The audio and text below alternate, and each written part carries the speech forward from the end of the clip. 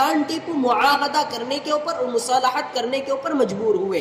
اس کے بعد میں چوتھی جو جنگ لڑی ہے سلطان ٹیپو نے 1799 کے اندر، تو اس میں سلطان ٹیپو نے سرنگا پٹنم کے میدان میں خون ریز لڑائی لڑی، جس میں سلطان ٹیپو اپنوں کی غداری کی وجہ سے، اپنے غلام اپنے وزیر میر صادق کی غداری کی وجہ سے ان کو شکست کا سامنا کرنا پڑا۔ چنانچہ سرنگا پٹنم کے میدان میں ٹیپو سلطان رحمت اللہ علیہ کو 1799 میں جب شہید کر دیا گیا تو انگریزوں نے سلطان ٹیپو کے سینے کے اوپر قدم رکھ کر کے کہا تھا کہ آج سے ہندوستان ہمارا ہے۔ سامعین محترم، یہ جو جنگ کا سلسلہ شروع ہوا، اس کے بعد میں حضرت شاہ ولی اللہ محدث دہلوی رحمت اللہ علیہ آئے۔ حجت الاسلام حضرت شاہ ولی اللہ محدث دہلوی رحمت اللہ علیہ نے اس تحریک کو اس وقت شروع کیا کہ انگریزوں نے اس وقت دہلی کے اوپر مکمل طریقے سے قبضہ نہیں کیا تھا، تو حضرت شاہ ولی اللہ محدث دہلوی رحمت اللہ علیہ نے انگریزوں کی چالوں کو بھاپ لیا، تو انہوں نے مسلمانوں کو مضبوط کرنے کے لیے چند مراکز قائم کیے، جس سے کہ مسلمانوں کی بقا کے لیے افراد سازی کی جائے، افرادوں کو تیار کیا جائے۔ حضرت شاہ ولی اللہ محدث دہلوی رحمت اللہ علیہ نے اس تحریک کو جب شروع کیا تو یہ حضرت والا کی تحریک شرمندہ تعبیر نہ ہو سکی۔ حضرت والا رحمت اللہ علیہ 1765 کے اندر اس دنیا سے چل بسے۔ اس کے بعد میں معاملہ اور آگے بڑھا، تو آگے چلتے ہیں تو حضرت شاہ ولی اللہ محدث دہلوی رحمت اللہ علیہ نے جس تحریک کا آغاز کیا تھا، جس تحریک کو حضرت شاہ ولی اللہ محدث دہلوی رحمت اللہ علیہ نے شروع کیا تھا ٹیپو سلطان کے بعد میں، تو اس تحریک کو لے کر کے چلنے والے حضرت شاہ صاحب کے بعد میں حضرت شاہ صاحب رحمت اللہ علیہ کے بڑے بیٹے حضرت شاہ عبدالعزیز محدث دہلوی رحمت اللہ علیہ ہیں۔ انہوں نے اپنے والد محترم کی اس چھوڑی ہوئی تحریک کو لے کر کے آگے بڑھے، تو جب معاملہ آگے چلتا رہا تو ایک وقت آیا کہ جس میں انگریزوں نے یہ اعلان کیا کہ آج سے خلق خدا کی، ملک بادشاہ کا، لیکن آج سے حکم ہمارا ہوگا۔ جس وقت انگریز نے یہ اعلان کیا تو شاہ عبدالعزیز محدث دہلوی رحمت اللہ علیہ نے دہلی کے اندر بوانگ دہل یہ فتویٰ جاری کر دیا، فتویٰ حریت اور فتویٰ جہاد جاری کر دیا کہ آج سے ہمارا ہندوستان جو ہے وہ غلام ہو چکا ہے، یہاں ہر مسلمان کے لیے جہاد کرنا فرض ہو چکا ہے، ہمارا مسلمان دارالحرب ہو چکا۔ چنانچہ حضرت شاہ عبدالعزیز محدث دہلوی رحمت اللہ علیہ نے 1803 کے اندر یہ جہاد کا فتویٰ دیا۔ اس کے بعد میں کیا ہوتا ہے، حضرت شاہ عبدالعزیز رحمت اللہ علیہ بھی انتقال کر جاتے ہیں، تو حضرت شاہ ولی اللہ محدث دہلوی رحمت اللہ علیہ نے جس تحریک کو شروع کیا تھا، جس تحریک کا آغاز کیا تھا، تو اس کے بعد میں شاہ عبدالعزیز نے اسی تحریک کو آگے بڑھایا۔ اس کے بعد شاہ عبدالعزیز بھی انتقال کر گئے۔ حضرت شاہ عبدالعزیز رحمت اللہ علیہ کے بعد میں ان کے دو لائق شاگرد تھے، حضرت شاہ اسماعیل شہید رحمت اللہ علیہ اور اسی طریقے سے سید احمد شہید رحمت اللہ علیہ، وہ اس تحریک کو لے کر کے آگے بڑھے۔ چنانچہ جب وہ اس تحریک کو لے کر کے آگے بڑھے ہیں تو انہوں نے 1826 کے اندر ایک فوجی دستہ تیار کیا۔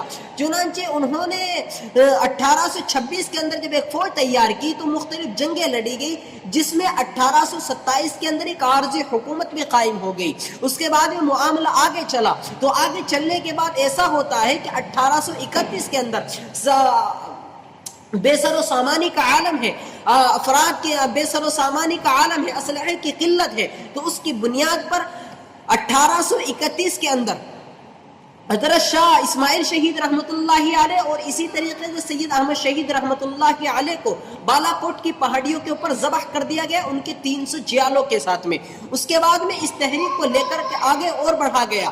آگے جب چلتے ہیں تو 1848 کے اندر اس تحریک کو آگے بڑھایا گیا اور پنجاب کے علاقے میں مختلف جنگیں لڑی گئی۔ بالآخر 1857 کا معرکہ آتا ہے، تو 1857 کا جب معرکہ آیا تو اس 1857 کی جنگ کے اندر دو محاذ بنائے گئے۔ ایک محاذ کی قیادت حاجی امداد اللہ مہاجر مکی کے ہاتھ میں دی گئی، دوسرے محاذ کی قیادت مولانا جعفر تھانیسری کے ہاتھ میں دی گئی۔ حاجی امداد اللہ صاحب مہاجر مکی رحمت اللہ علیہ جو ہے ان کو شاملی کے میدان میں بھیجا گیا، اور جو مولانا جعفر تھانیسری رحمت اللہ علیہ تھے حضرت کو امبالہ میں بھیجا گیا۔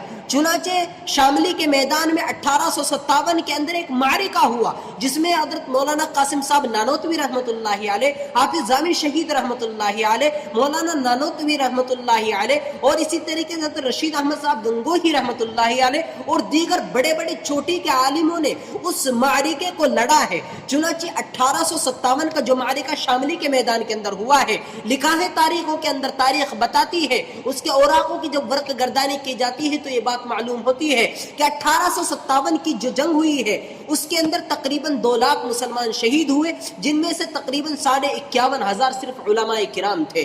اس کے بعد میں کیا ہوا، ایک دوسرا محاذ جو امبالہ میں بھیجا گیا تھا، اس کی قیادت مولانا جعفر تھانیسری رحمۃ اللہ علیہ کے ہاتھوں میں دی گئی۔ اس کے بعد کیا ہوتا ہے، اس معاملے کو اور آگے لے کر کے چلا جاتا ہے۔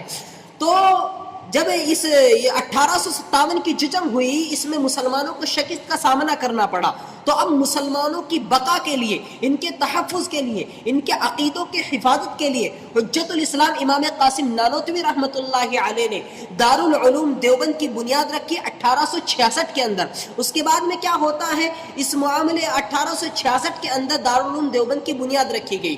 اس کے بعد میں پھر 1885 کے اندر مسلم لیگ قائم ہوئی، کانگریس پارٹی کا وجود ہوا۔ اس کے بعد میں آگے چلے تو آگے چلنے کے بعد کیا ہوتا ہے، 1914 کے اندر دارالعلوم دیوبند جو ایک تحریک تھی، تو دارالعلوم دیوبند کے سب سے پہلے طالب علم حضرت شیخ الہند رحمۃ اللہ علیہ، جو دارالعلوم دیوبند کے فاضل تھے، دارالعلوم دیوبند کے پہلے طالب علم تھے، تو حضرت رحمت اللہ علیہ نے 1914 کے اندر تحریک ریشمی رومال کا آغاز کیا۔ اس کے بعد میں حضرت شاہ ولی اللہ محدث دہلوی رحمت اللہ علیہ جو تحریک چلی تھی، اس تحریک کو رفتہ رفتہ یکی بعد دیگر آگے بڑھاتے رہے۔ چنانچہ 1914 کے اندر تحریک ریشمی رومال کا آغاز ہوا۔ اس کے بعد میں 1919 کے اندر جمعیت علماء ہند کی بنیاد ڈالی گئی۔ اس کے بعد میں 1920 کے اندر تحریک عدم تعاون چلی۔ اس کے بعد میں معاملہ اور آگے بڑھا تو 1922 کے اندر موکلا بغاوت چلی۔ اس کے بعد میں 1922 کے اندر چورا چوری میں پولیس فائرنگ یہ تحریک چلی۔ اس کے بعد میں 1930 آتا ہے تو 1930 کے اندر تحریک سویل نامی اور نمک آندولن چلا۔ اس کے بعد میں 1942 آتا ہے، 1942 کے اندر ہندوستان چھوڑ تحریک چلی۔ اس کے بعد میں 1946 کے اندر آزاد ہند فوج کی قربانیاں یہ تحریک چلی۔ مختلف تحریکیں چلتی رہی، علماء قربانیاں دیتے رہے، اپنی گردنیں کٹاتے رہے، اور اسی طریقے سے غیر مسلموں میں سے بھی بڑے بڑے ان کے لیڈران اور اسی طریقے سے ان کے بڑے مہان لیڈر بھی اس جنگ کے اندر شریک ہوتے رہے، ان کو بھی ساتھ ملتا رہا۔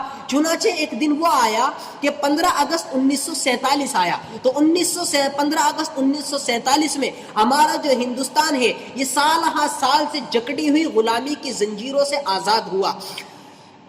خیر پوری بات کا خلاصہ یہ نکلا کہ انگریزوں نے جس وقت ہمارے ہندوستان کے اندر اپنے ناپاک قدم رکھے 1601 کے اندر، تو اس کے بعد ان کا مقابلہ کرنے والے 1757 کے اندر نواب سراج الدولہ نے غلاسی کے میدان کے اندر خونریز لڑائی لڑی۔ اس کے بعد یہ تحریک آگے چلتی رہی، ٹیپو سلطان کا دور آیا، اس کے بعد میں شاہ ولی اللہ محدث دہلوی رحمۃ اللہ علیہ کا دور آیا، اس کے بعد میں ان کے شاگرد حضرات اس تحریک کو لے کر کے آگے چلتے رہے۔ بالآخر 15 اگست 1947 آیا، تو 15 اگست 1947 میں ہمارا ہندوستان سال ہر سال سے جکڑی ہوئی غلامی کی زنجیروں سے آزاد ہوا۔ یہ تاریخ ہے اس کی کہ جو ہم جشن یوم آزادی مناتے ہیں۔ دعا کریں کہ اللہ تبارک و تعالی ہمارے ملک کے اندر امن و امان کا ماحول قائم فرمائے اور ہم سبوں کی حفاظت فرمائے۔ آمین۔ وآخر دعوانا ان الحمد للہ رب العالمین۔